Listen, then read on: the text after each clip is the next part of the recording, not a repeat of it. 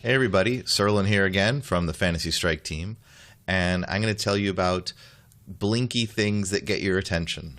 So what I mean by that is that we want our game to be understandable and learnable right away. And that's true whether you haven't played fighting games before or whether you're an expert. Even if you're really good at other fighting games, when you play ours, we still want you to know exactly what's going on right away.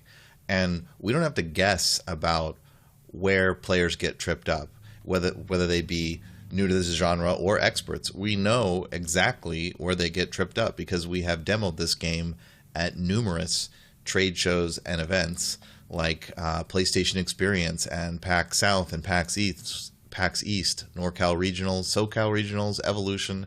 You get the idea. And at each one of these events, we are there like 30 hours of demoing or something, and the whole time seeing hundreds and hundreds of new players, again, some experts and some beginners, try to play our game. And they do very well, but there's just a couple little things they get hung up on. And so we're addressing that right now. So the number one thing is Jaina's Dragon Punch. It's called Dragon Heart. That's her version of the move. And it's an invulnerable move, so it's very good, very powerful, and we balance those kind of moves in different ways in different characters. Her drawback is that she takes damage every time she does it, unless it's about to kill her. She can't actually kill herself with it. So that's worked out to be a really good thing for gameplay and for theme. Her theme and her character is that she's really reckless and she overextends and doesn't have any regard for safety. And so she does this move that's very, very good, but damages herself. And then towards the end of the round, when she's almost dead, she can do it as much as possible. It's kind of a desperation thing. So it works really well thematically. It works well in gameplay too. But new players tend to have no idea that that's what the move does. We've tried to put fire effects on it. She's a fiery type of character anyway, so it makes sense to have fire effects there. So when she comes down from the move, we added some fire effects to hint that she's taking damage, and that did nothing to help anyone. So we added a ton more fire effects. Also did nothing. No one realized that this move damages herself. So now we finally solved it, and there is a huge text message on the screen that says -1 health when she does that move.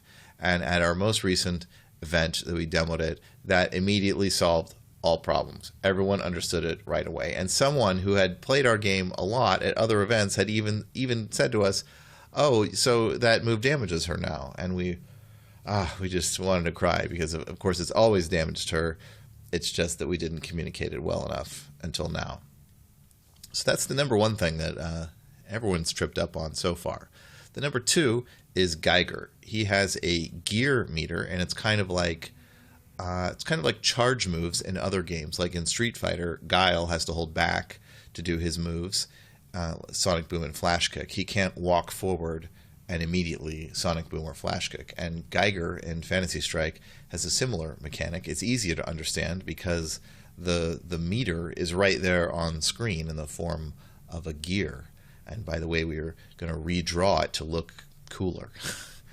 Anyway, when players get what it's for, they really like it, and they specifically talk to us about how they really like that we've taken a mechanic that's familiar in other fighting games, but kind of adapted it to our game and made it even more easy to understand. Okay, so that's great, but the problem is there's another set of people that are just completely lost, and they don't get why they press a button and nothing happens sometimes. So let's say you're walking forward and that gear meter, it's empty because if you hold forward, it immediately empties. And you try to do a move that requires the gear meter. Now you get a little bit of sound. There's a click, click, click right when you do it. And even more important, there is now a red X that will appear on that gear. And the reason that's so helpful is like right when you do it, when that X appears, it's now linked in your mind and you get it. You get, oh, okay, this move is linked to that gear. Of course, the moves have gears on the screen, and that's another cue. But just the timing that, you know, pressing the button causes the red X to appear, it just helps to make it a lot more clear. So those top two problems we've had at a lot of the events we've shown are in much better shape now in our upcoming patch. And another thing that's a little bit related is when a meter, so for example that gear meter, goes from goes from 99% full to 100% full. So the graphics of the meter should change so that if you look at it, you would immediately know, oh, that's at 100% full. And we haven't had a problem with that. So our gear meter works that way. Our super meter works that way. It goes from blue to a sparkly, glowy purple when it's full. Grave also has a cloud meter that regulates how often he can summon the wind. By the way, we're redrawing that too. And we're also putting the red X on it if you try to do it when you don't have full meter. People would not really confused about that one, but it's just for consistency's sake, they'll work the same. Anyway, the cloud meter, the gear meter, the super meter, they're all things that you want to be sure when they're at 100%, it's obvious, and we've done that already. But the new thing is that at the moment that it reaches 100%, right at that moment, it helps if you have an extra visual cue. So all of those meters now kind of do a starburst blinky thing to get your attention, and they're actually very helpful. It means that you can be looking at your character and concentrating on that, and then you see in the corner of your eye your super meter blinked or showed a starburst, and you just kind of know even more easily than before that your super meter is available. So it's actually quite helpful. And then another thing along those same lines is it's a problem that I've had in our game, but also in many other fighting games. It's with the round win icons. So let's say a round ends and I've won the round, and then I've been playing a lot though. I've played a lot of games and a lot of rounds. They're all kind of blending together, and I wonder how many rounds have I won? And so I look up at the indicators and I see one icon there, that I won one round. But then I think, wait a minute, so did that just appear like a millisecond before I looked up there? Did that just appear? And so it's saying that I just won this round, or was that one already there? Did I already win the round previous? And in a moment, a new indicator will appear, and so there's this moment of confusion where I look up there, but at that moment, I'm not quite sure if I've actually won one or two rounds. And it's really easily solvable. You can solve that by having the new icon appear with a bit of a flourish, a bit of an animation. As long as something happens over time, again, another kind of blinky thing to get attention.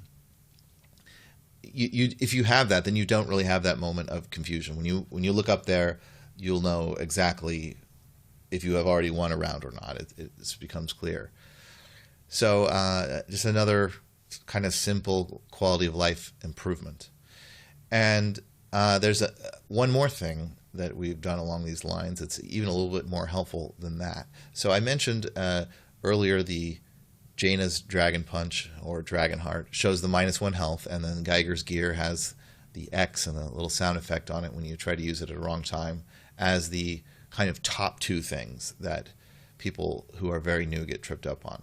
But there's another thing that they don't get tripped up on this immediately like that, not in the first game or two, but after they've played maybe 10 minutes, 20 minutes, it starts to come up, and it's about throws. So in our game, there's a difference between normal throws, the kind that everyone has, and then special throws or super throws, but we'll put them in the same category. So normal throws, you can beat them, you can get out of them by something called a Yomi counter. You let go of all your controls, and if someone tries to normal throw you, you will automatically reverse and do a Yomi counter on them. So that's how you beat a normal throw if you know it's coming. And if you try to jump, you will go into about 3 frames of pre-jump where you crouch and then jump, and you're throwable there. So that's not a good way to get out of throws. Not as good as doing nothing. That's on purpose.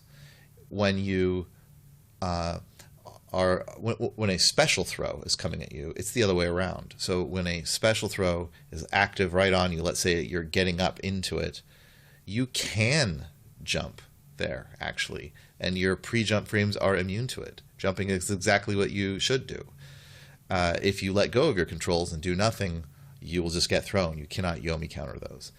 So the issue here is that you're kind of new, and then someone is doing a special throw on you a lot, because some of the special throws are quite good in our game, and you just get thrown over and over. And then maybe you heard about the Yomi counter thing.